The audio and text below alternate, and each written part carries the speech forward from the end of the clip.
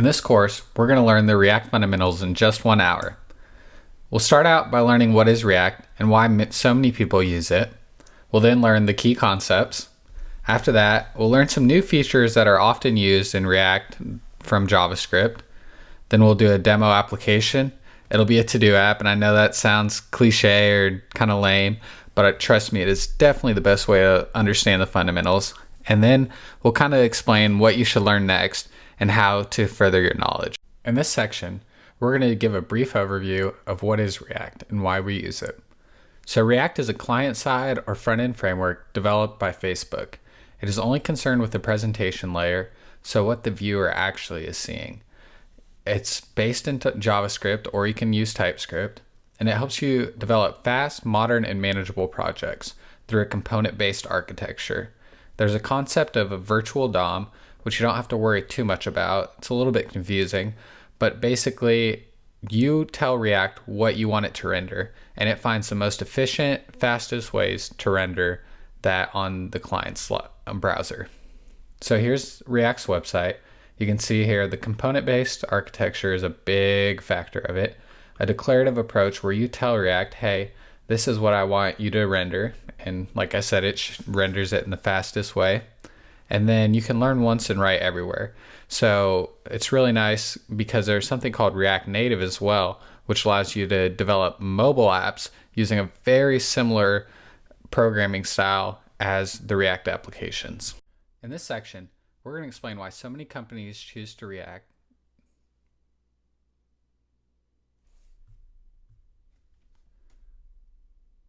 In this section, we're going to explain why so many companies choose to use React and why you should too.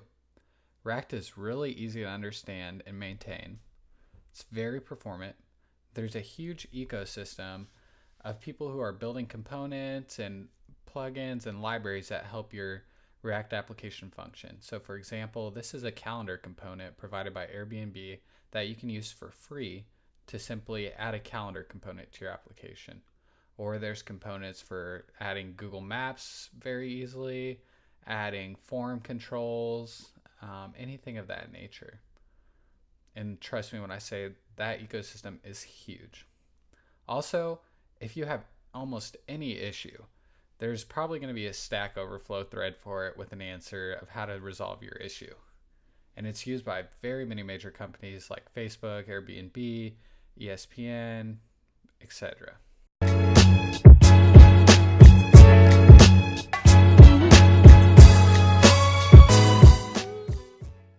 In this section, we're going to cover the key concepts in React. So React revolves around this idea of components. It's breaking up your code into individual parts of the website. So if we look here, we have GitHub's website. So components could be breaking the nav bar up into one separate component, breaking that landing view you see into a component, as well as breaking that registration form down. You could also create components for the button, for these inputs, for these drop downs here, for the search bar. It's kind of an art more so than a science. Here's another example. You could break down this nav bar. You could break down this into a search bar component. You could break this into a company images component. And then you could also break this down into a trending topics component with cards, buttons could be components. These labels could be components. These images can be components. Once again, it's more of an art than a science. So some key components or some key concepts with components are this idea of JSX. So JSX is JavaScript and HTML. It allows you to do things like this. So here we have some normal HTML that I'm sure you're familiar with. But for this sign in button here, of course, if the user is already logged in, we don't want to show a sign in button. So instead, we'd want to show log out. So this red chunk here is an example of JSX. You can see it's surrounded by HTML, but right in the middle of our HTML, we have these braces that open up a block of JavaScript saying, hey, if the current user is null, we want to show a sign in button. But if there actually is a current user, we all want to show log out. We don't want to show sign in. In this section, we'll cover two more key concepts in React, namely state and props. So state is, well, the state of a component or of the application. And props are just short for properties that are passed down from parent to children components. So you might be asking yourself, what is state? Where would I use it? So here are 2 or 3 good examples. So say you have a login form and you want to keep track of the user's email and password, as well as whether or not they've checked the Remember Me checkbox. So you might have a string for email and a string for password, and then a Boolean to know whether or not the user has currently checked the Remember Me checkbox. Another example is a video player you're watching right now. So the video player is going to want to keep track of whether or not you paused it, how far you've already made it in the video, as well as say maybe the volume, if it's full screen, or what the title of it is. One more example, which will be the application we're building, is a to-do list. So in a to-do list, you're going to keep track of the title of the list. You're going to keep track of each individual to-do item and whether or not that item is completed. So here on the right, we have an example of the code that goes along with keeping track of state. So here you see state is just a JavaScript object, and then you can define it however you'd like. So here we have a string that keeps track of the list title, and then we have an array of the to-dos. The to-dos are objects with a title and a completed Boolean. So here, this is a class-based component. In React, we'll explain more of that. And then you can see here we have the header. We have that label title here, as well as here we have some JSX again. JavaScript, this is this.state.todos.map. So what this is going to do is look at this.state.todos, which is right here, and it's going to loop through each one. That's what the .map means. It's an ES6 function. And it's going to take each individual to-do, and it's going to render out a component that we create, which is called to-do list item, which is just going to represent one individual item. From there, we can pass the to-do.title, which will be this title here, here, and here, as well as whether or not it's completed. And these 2 lines here are what are called passing props. And so your props or property would be title and completed. We can take a look at that here. So we have a component with props. Remember in the last slide, we had title equals to-do.title and complete equals to-do.completed. As you can see here, it's just laid out in one line. Now we can take these props and say conditionally render things. So say we want to know whether or not this.props completed is true. If it's true, we're going to go ahead and show a check mark. If it's not true, we're just going to show a checkbox allowing the user to check it off. We can use it down here for this.props.title. So in our to-do list item component, we can render the title from the props given. In this section, we're going to cover the final key concept in React, as well as explain how to get started. So one more concept in React is lifecycle methods, which allow you to control the rendering and updating of components. Now, we're not going to explain it right now because it's a lot easier. I promise you, it's much easier to understand in practice than it is conceptually. So let's talk about getting started. To get started in React, you're going to need something called Node.js. Now, what is Node.js? If we open a new window, go to type in Node.js on Google. Node.js is simply a runtime built on a JavaScript engine. So it allows you, it's like Java Virtual Machine or something of that sort, and it allows you to run JavaScript applications in an environment. Now, along with Node.js comes this very useful tool called NPM. And NPM is Node Package Manager. So that's what allows you to install those things like the React Calendar by Airbnb, as well as a command line interface we're going to install called Create React App. So Create React App is a command line tool to generate a basic React project. It's going to give you all the files and tooling you need to not only develop your application in development, but it's also going to include a Webpack bundler that's going to take your application and convert them into production assets that are ready to serve off to the internet. This is I said a lot of confusing words there, but trust me, you'll understand it by the end of this course. And the ease of use with Create React App is unprecedented. Trust me, if you try and set up a React application on your own, it's going to be so confusing. You're going to be lost trying to understand all these different components that tie together. So using the Create React App command line interface is by far the easiest way to get started. In this section, we're going to get hands-on and actually install everything we need to get started with React. So to start out with, we're going to want to install Node. To do that, we'll just go to node.js.org. We'll scroll down, we'll see here the version recommended for most users. Right now it's 10.16. If it's not this exact version, I would still recommend to go with this version here and not the latest version. So you go ahead and you'll click that. It'll install a little package, and you'll want to go ahead and go through the steps in this prompt. I already have Node.js installed, so I'm not going to go through these steps.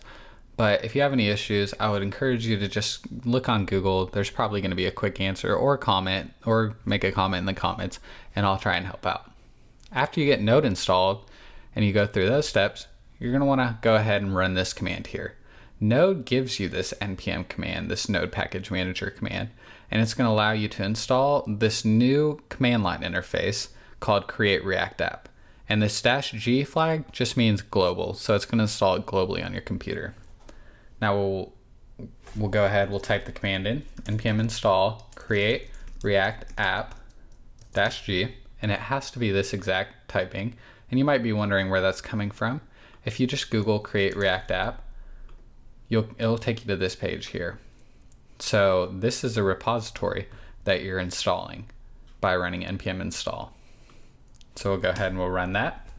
It'll take a few seconds to actually run all those packages.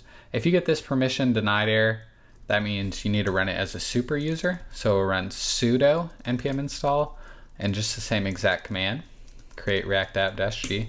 It'll prompt you to enter your password, and then it will go ahead and it'll actually install it. I already have it installed, but it just reinstalled there for me. So after that's complete, now we can actually use our create react app tool. So we're going to want to cd into any directory that we want our code to lie in. I'm already in the directory I want. So I'm going to run create react app, and then you give the app a name. So I'm just going to call it udemy-demo. Now this is going to go ahead and run. It's going to install React, React DOM, and React scripts, as well as many other packages. So React is the framework. React DOM handles the virtual DOM, as well as React script runs those actual start, deploy, and build application, or those commands. We'll come back in the next section and we'll explain more of what these individual commands do and where they're kind of coming from.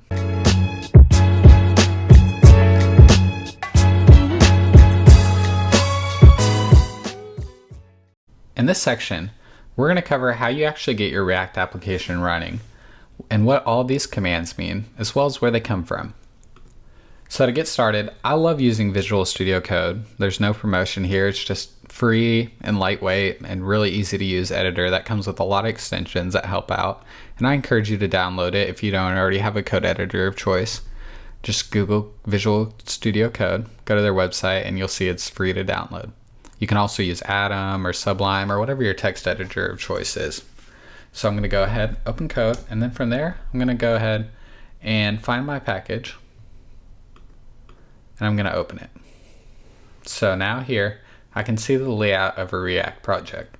So we have a node modules folder, a public folder, a source folder, as well as these files here. Now, if you're wondering where these commands come from, well, they're defined in this file here called package.json. Package.json is not specific to React, it's specific to NPM. So you can see here we have our project name. We can have these dependencies, which are React. Remember we saw those earlier, React, React DOM, and React scripts, as well as the scripts you see over here. Start, build, test, and eject. Start, build, test, and eject. So if we run npm run start, oops, I need a CD. You need a CD into your project folder first. So CD Udemy demo. Now we run npm run start. We'll see it looks like it's running a command, and it's starting this development server.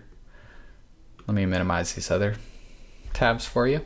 So now you can see we have a running application. It says compiled successfully. It's running at this address. If it didn't automatically boot up in your browser, you can just go to that address there. And you can see a running React app. Everything works, no issues. So this yarn start command is starting up this development environment of our React application.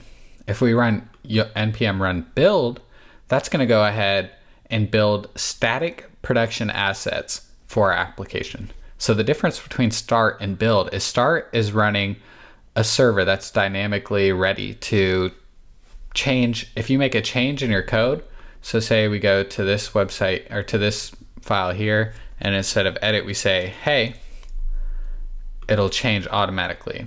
But we don't want to use this in production. We want to deliver static assets. So we would just run npm run build, and it's going to create a build folder that's going to house static assets. Now, you might be wondering, what are all these other files and folders doing here?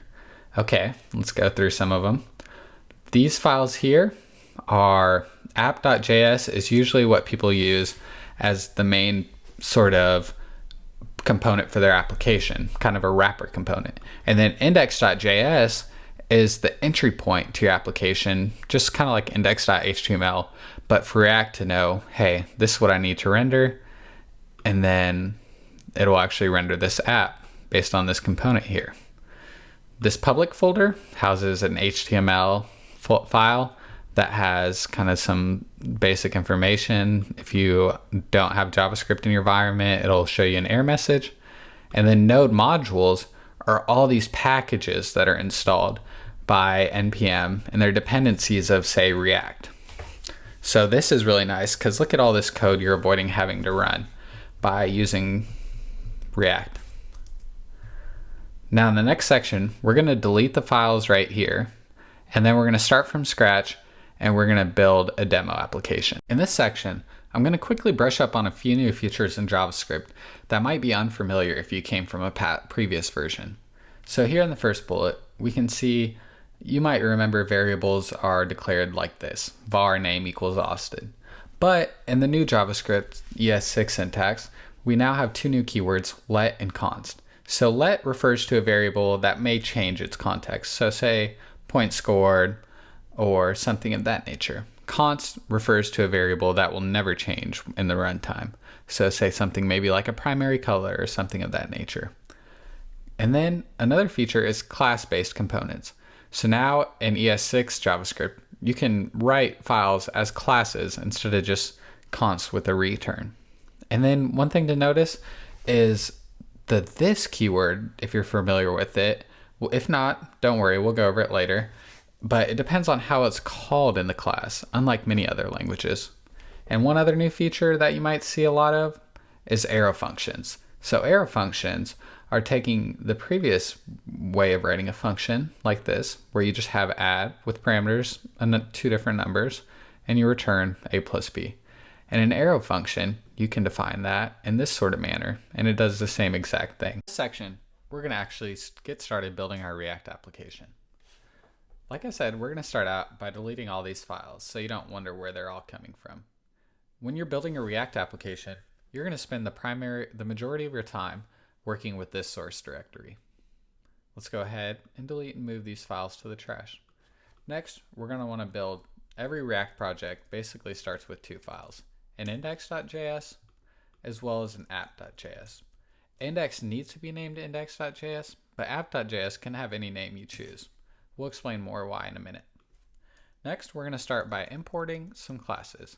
So what this is going to do is going to pull these packages in, so you can use their functionality. So we're going to import React and import React DOM. And React is going to come from React, and React DOM is going to come from React/DOM. Now, to render a React application, we got to start by doing React DOM.render, and we're going to want to render an element.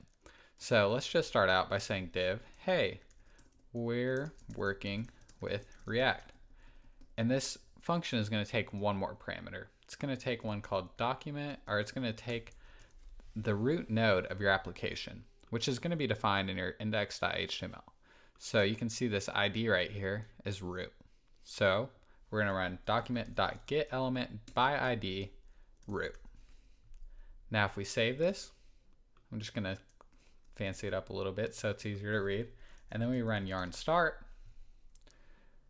It'll take just a second. It's going to start our development server, and it's going to show, hey, we're working with React. If we change that, we're working with React, we have our S there as well. Now, the common way to do this is to abstract this out into a top level app component. So we delete this, and then we'd render a component. And to render a component, we just give the name of the component, and then we'll have to import it. So we'll import app from app. And now, oops, I'm going to clean this up just a little bit more. Now if we go under app.js, this is where we'll actually learn to create a component. We'll come back in the next section and create our first component. In this section, we're going to create our first React component. So let's get started. You'll start out again by importing React. In any file that you use JSX, you're going to have to import React.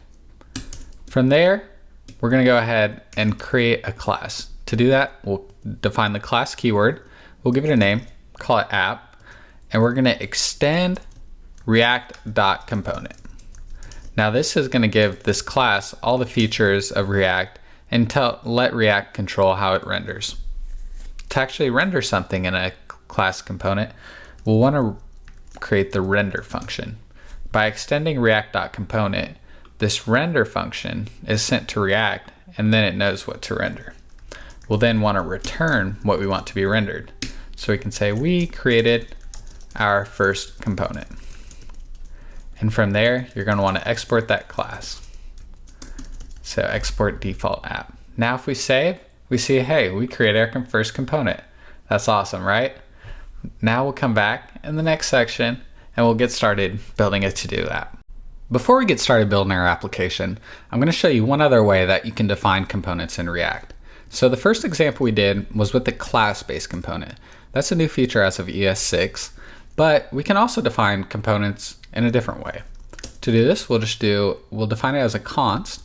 So we'll say const app, and we'll create an arrow function like we described earlier, and then we'll just return an element as we did before. So we'll say div, we created another React component. And then if we save that, we can see it updated and it rendered just in the same manner. The only difference in defining it this way is you can't provide state in a component defined in this manner. In a class-based component, as we had earlier, you can add state to the class, but when you define your components as a const, unless you use a new feature called React hooks, which we won't go over in this course, as it's a lot more confusing, you won't be able to use state. We'll come back in the next section and we'll get started.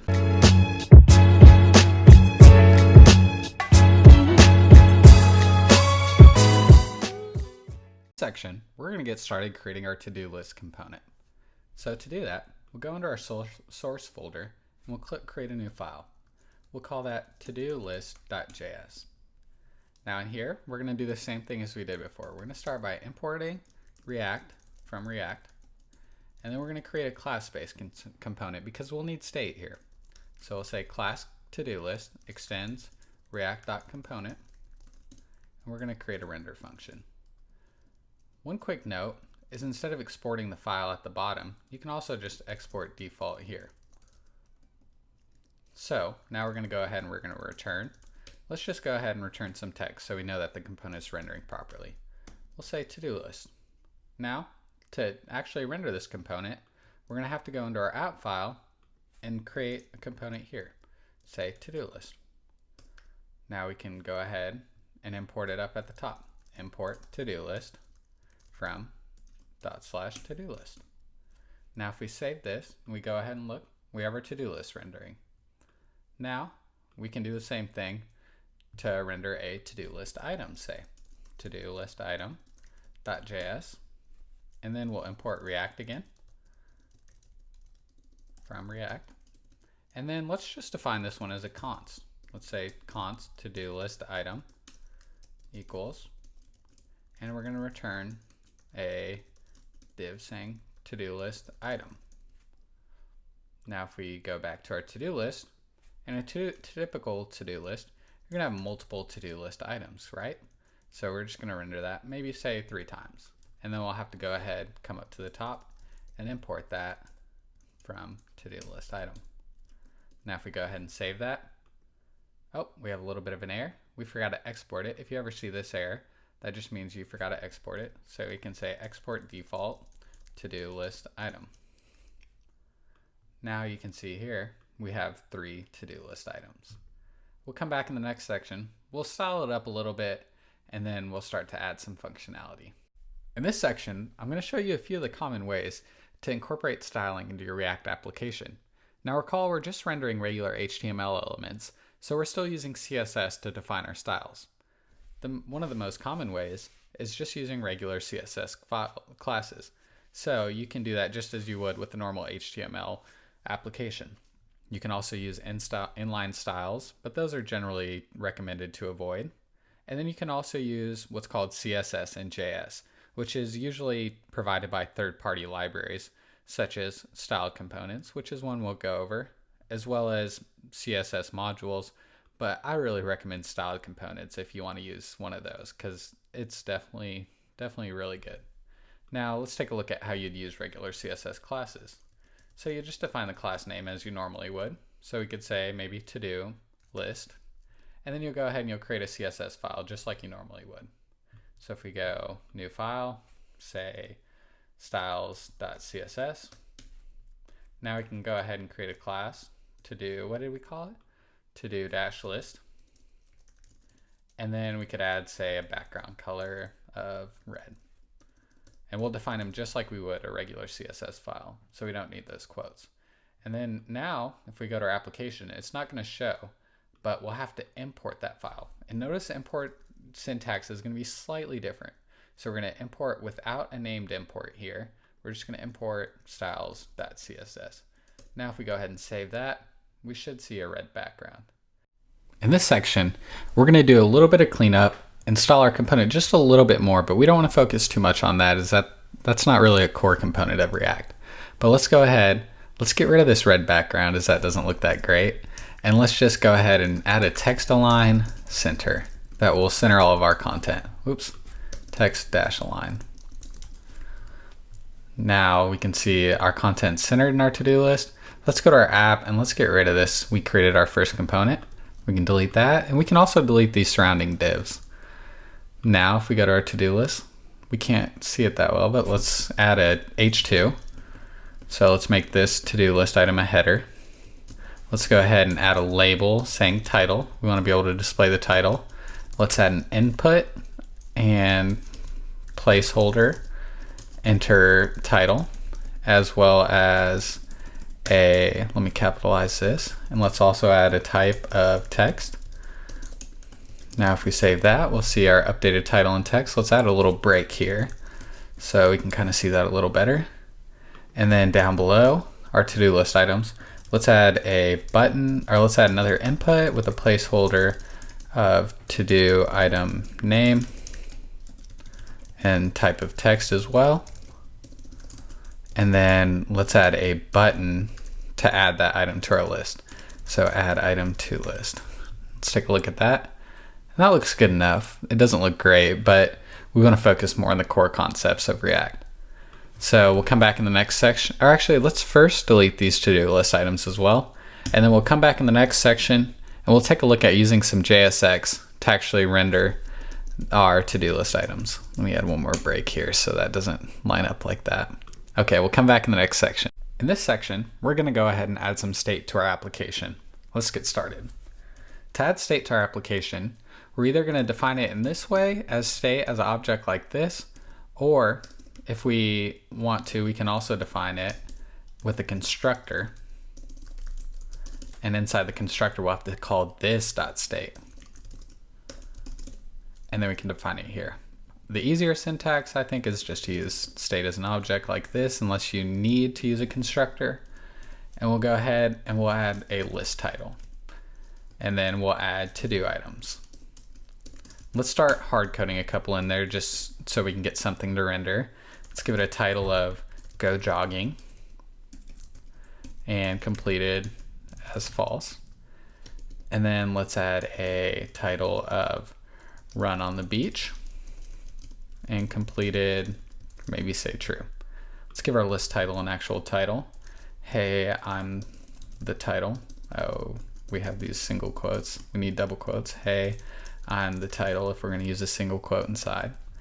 And now if we want these state values to actually show in our application, we can go down here and say in our title slot, we can remove this Actually, let's not remove that. Let's just put it in as our value of our input and say this.state.list title. And now if we have a title defined, it'll actually show, hey, I'm the title.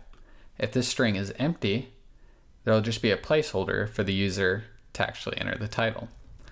Now to render our to-do list item components, we're going to want to go ahead and use some JSX. This is where JSX comes handy. So now if we go this.state.todos, that's going to refer to state.todos. Now we can use what's called the map function. And what we're going to do is we're going to take one argument that's going to be each individual to-do, and we're going to return something. So what this is going to do is it's going to take this little to-do, it's going to do whatever happens. Then it's going to move on to the next one and do whatever we define here. And it's going to loop through all of them, just like a for loop you'd see in other languages. So now we're going to go ahead and we'll return. Let's just start out returning a div that says to-do.title and to-do.completed, just to make sure everything's working right. So now if we go to our application, we can see go jogging, and we'll probably want to make this to a string as it's not showing.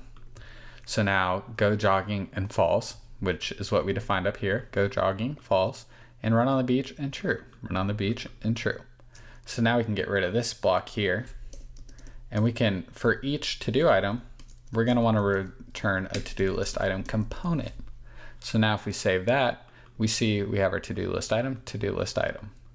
Now if we go to this component, we probably don't want it to just say to-do list item. We want it to render what's actually in this information here. So we do that through something called props. We'll come back in the next section and we'll add some props or properties that we can pass down to each to-do list item component. In this section, we're going to start working with props or properties. They're pretty easy to implement, and we'll get started with our to-do list item, which is going to need to know the title and whether or not the individual to-do is completed. So how will it know that? Well, through passing props. So we can give a prop any name we want except for taken names, so like class name or things of that nature.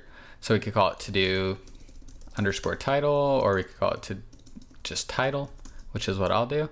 And then where is that title coming from? Well, it's coming from each to-do dot title. Now we can add one for completed as well, because we want to know whether or not the individual to-do has been finished. So where's that coming from? The same spot, to-do dot completed. Now if we go ahead and we go to our to-do list item component, we can just do a quick console.log of props. Well, where are props coming from exactly? Well, in an arrow function, we'll just go ahead and add it as a parameter to our arrow function. And then we can see here our props, which are exactly what's defined in our to-do list.js in state. And that's what we passed, remember, because it came from this.state.todos.map. So we have these two little errors here. Don't worry too much about those. We'll fix those in just a second. But now we have props being passed. Well, what do we want to do with that? We're going to go ahead and render the titles and not render this to-do list item. So how do we do that? We're going to go ahead and just create a span. Oops, if I can type right. And we'll do props dot the name of the actual prop that was defined back here. Which, what did we name it? We just named it title. So we'll do props.title. And now if we save that, we can see, hey, that's awesome. They're actually being passed. So now let's go ahead and let's delete this console.log. And let's add an input that's a checkbox, depending on whether or not the user has finished the to-do. So we'll input type/checkbox and save that. And now you can see, even though back here where we defined our run on the beach as completed, it's unchecked. So to fix that, we'll just add a checked property that comes with the HTML elements. And how do we know whether or not it's checked? Well, we'll just check props.completed. And if the item is completed, hey, it's already checked. That's awesome. And now we'll add one more element here called just a button that will be delete to do. Now we can, if we click this at the end of the day, we want it to get rid of this to do off of our to-do list. So now we'll take a break. We'll come back in the next section and we'll get rid of our predefined state, and we'll start working with actual user state. In this section, we're going to get rid of our predefined state and allow users to actually create to-do items and add them to the state. So let's start by deleting these two to-dos here, and let's make our title an empty string. Now if we go ahead and we save this, we can tell everything's gone, and now it's ready for us to enter a title. Now if we go down to our title input, we see we already have the value tied to the state, so whenever the state changes, so if we type in this, it's going to show up, but we don't have a way to handle the actual changing if we type in letters. So to do that, we need to add what's called an onChange event handler. So I'm going to format this just a little bit so it's easier to tell what's going on. And then we'll add our onChange event handler. Now in HTML, it's usually all lowercase, but in JSX, it's going to be kind of this camel case. And then onChange, we're going to want to define an arrow function so that it's not called automatically. If you don't define an arrow function here and you just define some logic, it's going to call as soon as a page is rendered, which is not what we want. And so onChange, we're going to need one parameter called an event. And what we're going to do is we're going to run this.setState. And what are we going to set? We want to set our list title to, what is it? It's going to be the event.target.value. Now that's just going to get whatever the user inputs into that actual input item, and it's going to set the state. Now notice we don't do anything, we don't write this like this.state.listTitle equals event.target.value. This is called a mutation of the state, which is 100% against the principles of React. And first of all, you're not allowed to do it, and it's just against the way that that React is built to work. So instead of setting the state directly, we run a function called this.setState and let React take care of actually changing the state. Now if we go ahead and we save this, we go in and we start typing, now we'll see that it's actually updated. And there's something called React DevTools, which is a Chrome extension that allows you to easily see kind of what's going on with your app, and I encourage you to download it. So now in our React DevTools, if we look here at our to-do list component, we can see we have our state here, no to-dos, but a list title. And if we remove this, see how it turned yellow and updated? Or we see here, type test, and it shows here. So now we know that our state's working for our to-do items, but we haven't added any logic to add items to our to-do list. So I'll come back in the next section and we'll add some logic to actually add items to our to-do list. In this section, we're going to explore the concept of lifting up state. Now you might have wondered, why are we keeping the title and the completed information in the state of the to-do list as an array and not in the individual to-do item?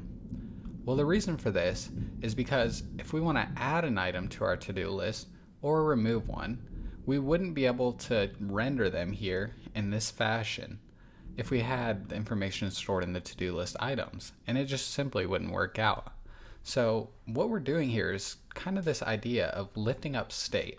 So what we're doing, instead of keeping the state in the individual to-do list item, we're quote unquote lifting it up to the state of the to-do list. Now this is going to allow us to control all of our to-do items from our to-do list component. We'll come back in the next section and we'll continue. In this section, we're going to focus on adding the functionality so that when we create a to-do item, so say go to store and click add item to list, it'll actually add this item to our state. Now to get started doing that, first we need to keep track of what the user types. So to do that, we're going to go to our input. I'm just going to make this look a little bit nicer so it's easier to read. And then we're going to need to add two props. So one is the value and one is onChange. Now we need to keep track of this, so we need to add it to our state. So we could call it, say, current value. And now that'll keep track of what is the user currently typed in this input and not necessarily the title input. So now we can go down here and we can call the value this.state.currentValue. So now whatever we type in here, oops, let's comment this out for now. Notice comments are double slashes. We can save that. And now if we type in a value here, it's going to update in our to-do item here. Let's get rid of that really quick. And now we need to add our onChange event handler. So if we go to our React Dev Tools real quick, and we go to our to-do list, and we go down to this input here, we can see there's no state. But if we go ahead and we call this dot set, whoops, we're going to want to use an arrow function, remember. So we're going to call,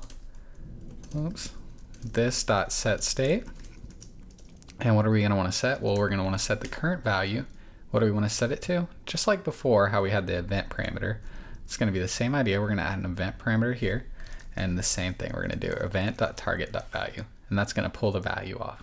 So now, if we type something in here, if we go to our React Dev Tools, we can go ahead, we can go here, and we can see, hey, the value is already calculated right here. And that's awesome. So now, or if we go to our to-do list item, we can see it's in the state right here. So now we want to be able to have the button actually add that value to the list, to the state. So we'll come back in the next section and we'll implement that functionality. We're going to add functionality to get our button actually working. So in the last section, recall, we updated our input to keep track of the current state.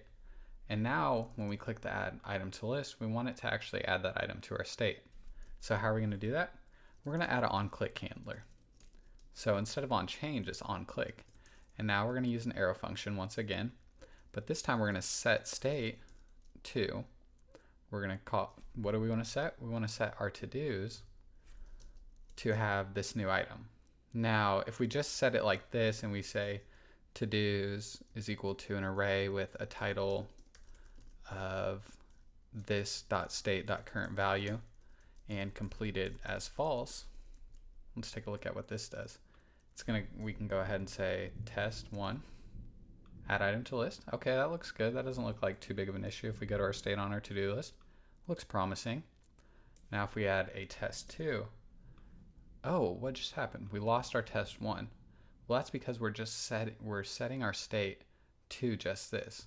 Now instead of doing that, we want to concatenate that, and we want to take whatever our previous state was, which was the test1, and add the test2 to that. So how do we do that? Well, we add a parameter to our set state function called previous state. So now instead of setting to-dos like that, we're going to take our previous state, the to-dos that were on that state, and we're going to concatenate or add our new value to that state. So now let's give it a try and see what this does. So now we're going to go ahead, test1. Oops, made a small little mistake. We need to return this, so we need to wrap these brackets in parentheses. Whoops, let's see here. We need to wrap this bracket all the way to this bracket in parentheses. Let me divide this up so you guys can read it a little better. I'm gonna go ahead, set state. What do we want to set? We want to set that guy. And then let's clean this up a little bit. This looks a little bit confusing, but it's just syntax. Don't get confused. And now if we run it, test1, test2, test3, we have no issues. One problem that's kind of weird is that this here is still saying the last to-do added. And to fix that, you can just add another line to your set state call. So this is setting the to-dos. Now we can go ahead and add another line that's going to reset our list title. So we just want to change list title back to an empty string. Now if we go ahead and add test1, go ahead and add test2. Oops, that's not looking right. Oops, we don't want to use list title, we want to use current value. So let's try that again, test1, test2, and see how it's resetting that name there. That's really convenient. Now the user can tell, hey, that's already been added. They can add a new one and no issue. That's awesome. So in the next section, we'll come back and we'll implement the actual deleting of to-dos functionality. In this section, we're going to focus on implementing the functionality of this delete to-do button.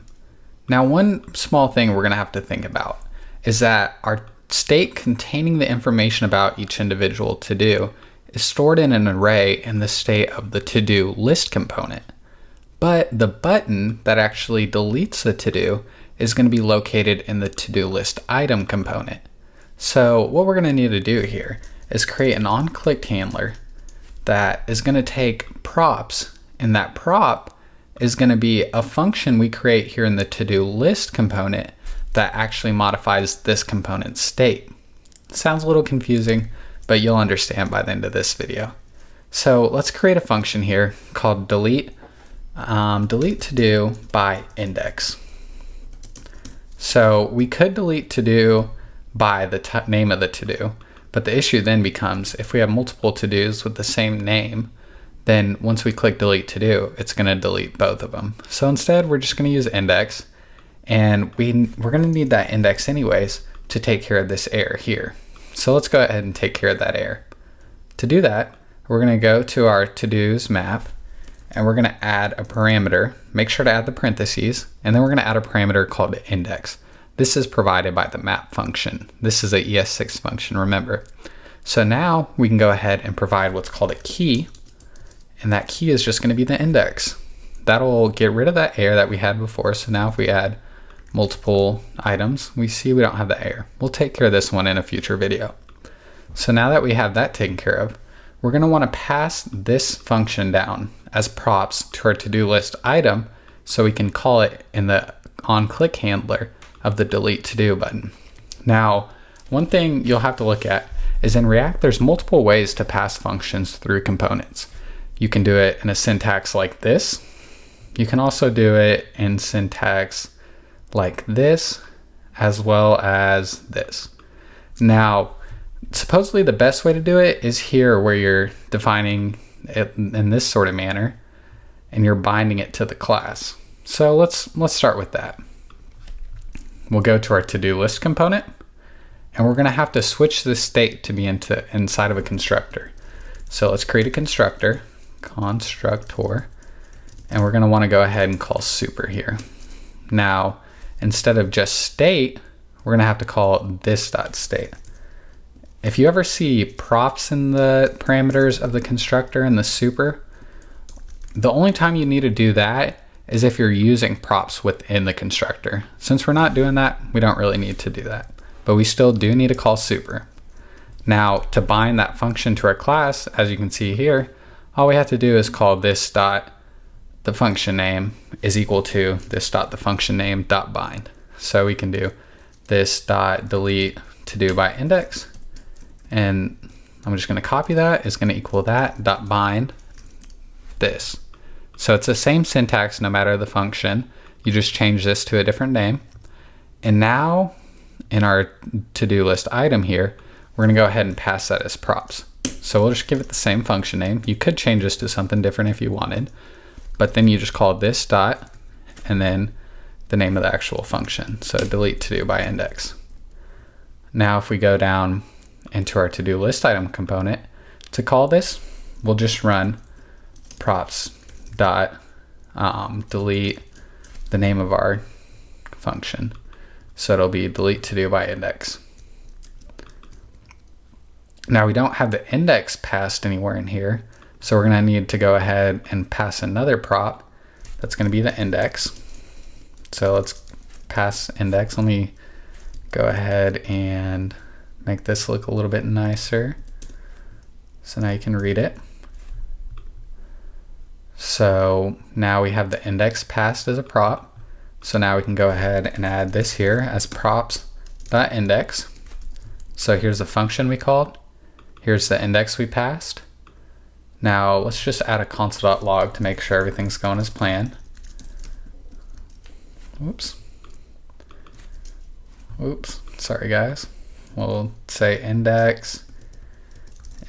Now we can see what's logged. Now let's go back to our application, add a couple to-dos.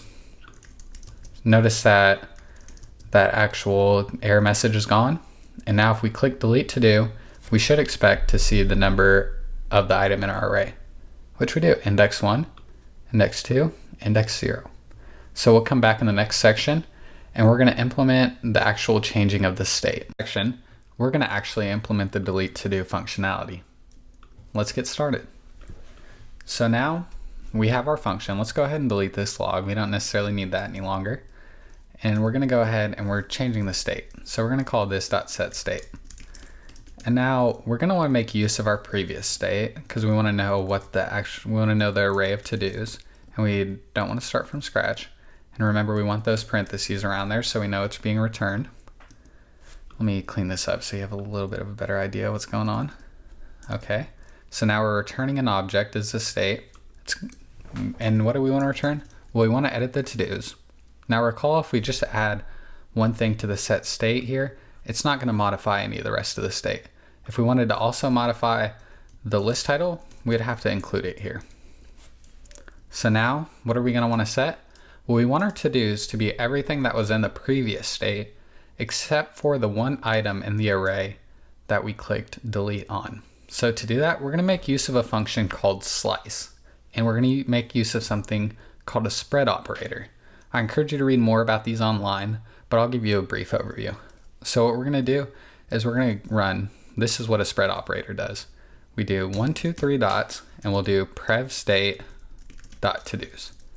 Now if we were to leave this as is, this would just reset the to-dos to exactly what it was. It would take all the previous state.todos and put them all in this array. So we'd end up with the same thing, but we don't necessarily want that. We want to use a function called slice, which is going to take everything from a starting index to an ending index. So the starting index is going to be 0, where the array starts, all the way up to the index that's clicked. So now that will give us all of the to-dos up to that index, but we also want to include the to-dos after that index. So we're going to call the same function, previous state.todos.slice, and we're going to start at index +1. And if we don't provide a second parameter, it'll go all the way to the end. We could just do prev state.todos.length, but we don't really need to do that. So now, if we go ahead and clean this up a little bit so it's easier to read. So now if we go test it, test 1, test 2, oops, test 3, I guess.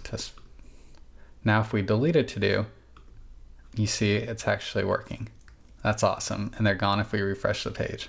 So now we got our delete to-do by index function working. Recall we did that by passing it as a prop to our to-do list item component. To do that, we had to bind the function to this class, and we did that with this line here. Anytime you pass a function as props, you're going to want to do that, or you can use arrow functions or one of the other methods described here, and I encourage you to read more and decide which looks best for you. And then after that, we went into our onClick handler and we called that function we passed as props and provided an index that was provided by our map function. We also use that index to define our keys to get rid of that error saying we need unique keys for all of our components. Okay guys, we only have a few things left in wrapping up the course, and those are lifecycle methods, routing, and exporting our production assets.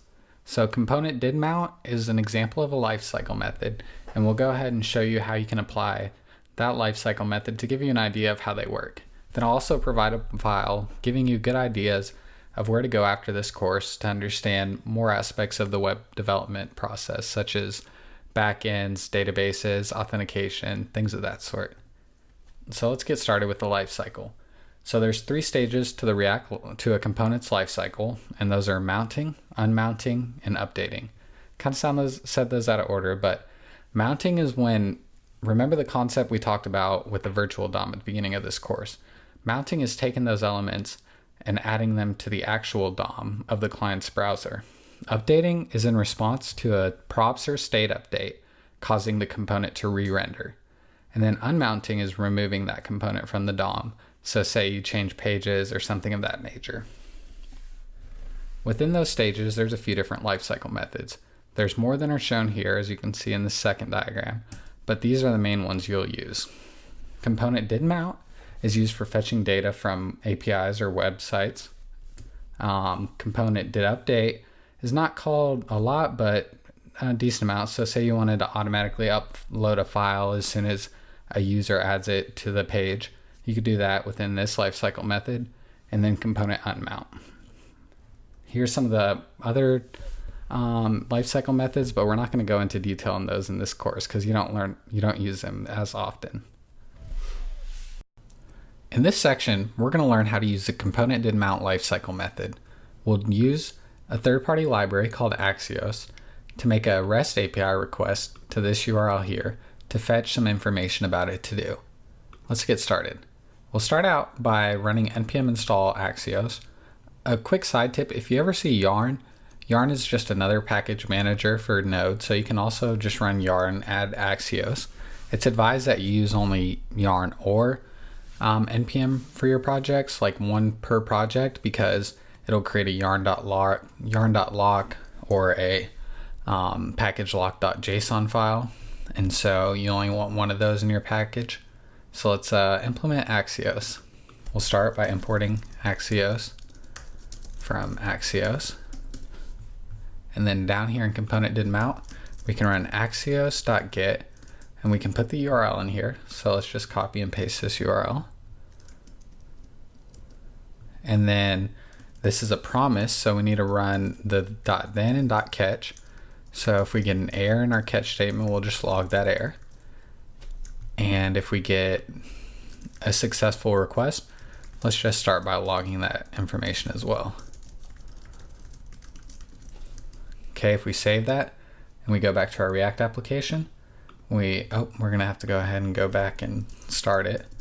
So npm run start. Now if we wait for the page to refresh in our console, we should see the to-do information. So if we expand this object here, we see in data.data, we have the information about a to-do. So we could add that to our state here, just calling this .setState and say to-dos data.data. Well, we're gonna have to actually create an object here. So let's do id data.data.id,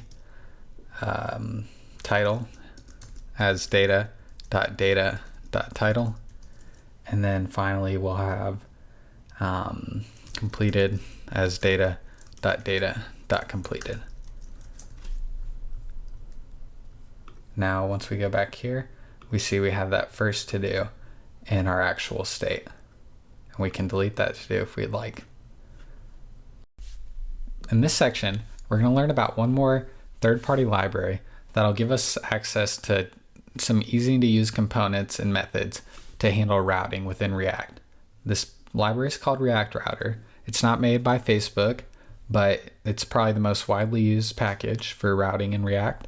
So we're going to go ahead and we're going to install it. To do that, just like Axios, we'll run either npm install or yarn add React Router. We're actually going to add React Router DOM. Make sure you include that DOM. And so that's going to give us access to a few components in here. So we need to go ahead and wrap our entire application in what's called a browser router.